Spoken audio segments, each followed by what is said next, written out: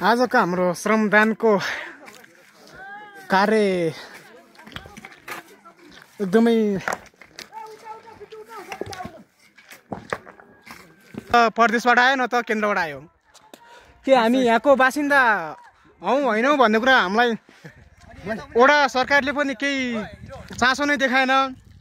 वास्तवमा के हो जस्तो लाग्छ? के भने मैले बुझेँ हैन, कस्तो भने सबभन्दा पहिला यहाँको के कस्तो छ भन्नेको वडा अध्यक्षले लिएर जाने हो पालिकामा हो।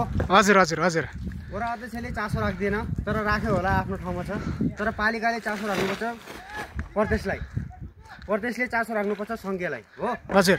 तर यिनीहरू सब एकै डाङका मुला भनेर भनिदिन्छु म डाइरेक्ट। ल जसले जे भनोस्। ल धन्यवाद दाजु। सक्ने खालका हैन नि। तपाईको तर्कको लागि एकदमै धन्यवाद। अब हाम्रो असल सर तपाईको के छ यहाँको जनगुनासो? ए मेरो जनगुनासो के छ भने बाटो यस्तो बिग्रिएको छ, भत्किएको छ है।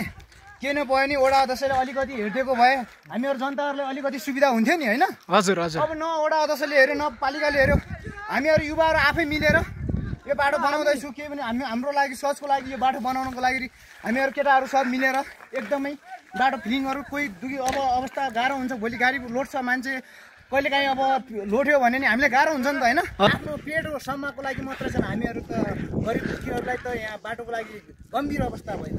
त्यस कारणले हामी अलिकति किन दुखी गरिबहरूलाई कुनै बेला अवस्था गाह्रो नहोस् भनेर हामीले बाटो बनाउन आइरहेको छौँ। हस् धन्यवाद तपाईको।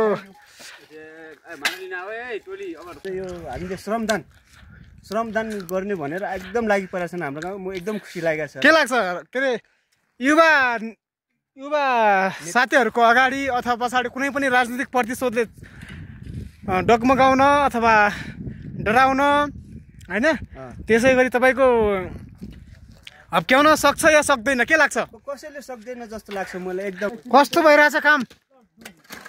अच्छा भयो भयो यदि काम गरेर राम्रो होइन?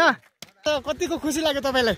एकदम खुसी लाग्छ। त्योभन्दा पनि के अरे यो सरकारी योजना नभएर तपाईँहरूले चाहिँ जनश्रमदान गर्नुभएको रहेछ। हजुर सर हजुर एकदमै यो एकदम उदाहरणीय कार्य हो। हजुर। अब यो गरिहाल्नुभयो धेरै धेरै धन्यवाद। अर्को साल चाहिँ अलि अगाडि पहिरो अलिकति खस्ने बित्तिकै एकपट्टिको 2-4 जना आएर थाल्ने गर्नुभयो भने धेरै ठिक। एकदमै हामी त्यो कार्यतिर पनि लम्किनेछौँ अगाडि।